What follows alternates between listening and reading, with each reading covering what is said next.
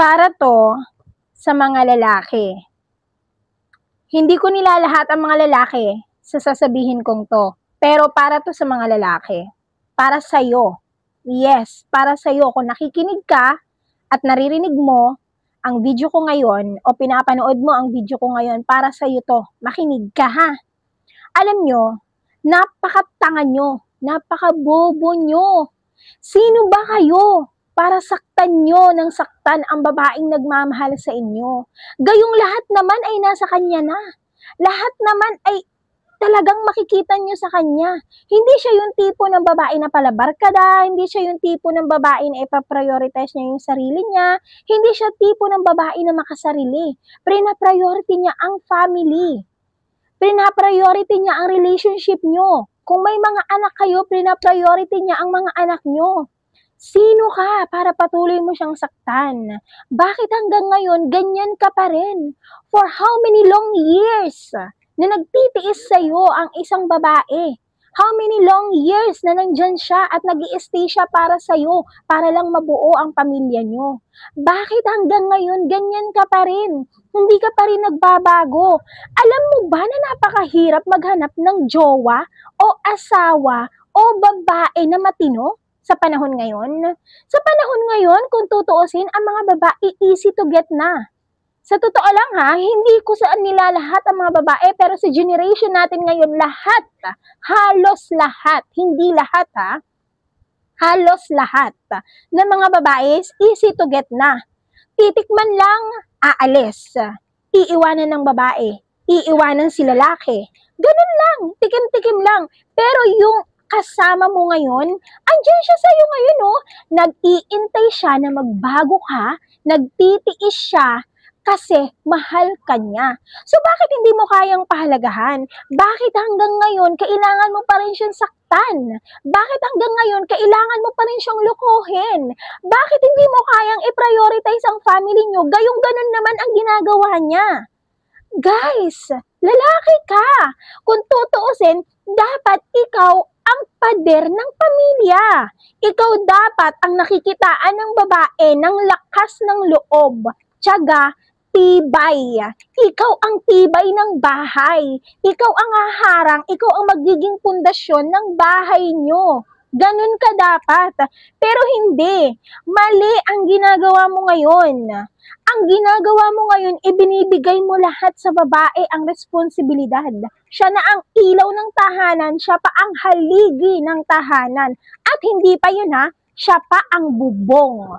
Ang bubong ng bahay nyo. Para hindi ka mabasa.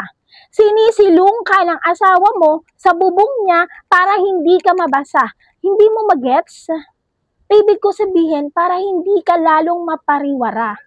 Boys, huwag niyong pagurin ang mga babaeng nagtsatsaga at nagtitiis sa inyo para lang maging buo ang pamilya nyo. Napakahirap makahanap ng matinong babae ngayon. Napakahirap bumuo ng isang pamilya na sinimulan mo na tapos sisirain mo at sisimulan mo ulit. Napakahirap. Guys, ang pangloloko, ang pagkasira ng isang pamilya ay parang baso. Kahit anong gawin mong dikit o takpan ang sinira mong pamilya, guys, hindi na yan babalik sa dati. Mawawasak at mawawasak ang family nyo. Mawawasak at mawawasak yan kahit gaano kadikit pa yan. Kasi sobra na, guys. Sobra yung pagkabasak. Sobra yung pagkawasak ng ginawa mo. Matuto kayong makiramdam sa mga asawa nyo. Matuto kayong makiramdam sa mga mahal nyo sa buhay. Dahil hindi sa lahat ng panahon, nandyan sila para intindihin kayo. Hindi sa lahat ng panahon, ay lagi silang iintindi sa inyo. Hindi sa lahat ng panahon, ay hindi sila mapapagod. Guys, napapagod din sila. Kung ikaw nga napapagod ka sa kakabunganga ng asawa mo, yung asawa mo pa kaya hindi mapagod sa kakabunganga sa'yo para magbago ka lang? Grabe!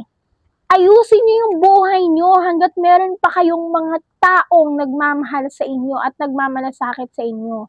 Dahil pag nasira o nawala o napagod na ang isang babae sa paulit-ulit na ginagawa mo, yun at yun at yun at yun pa rin. Guys, pag napagod ang babae, wala na. Wala na lahat. Masisira na lahat. Kahit gaano mo pa gustong maibalik ang dati, basta napagod ang babae, wala na guys.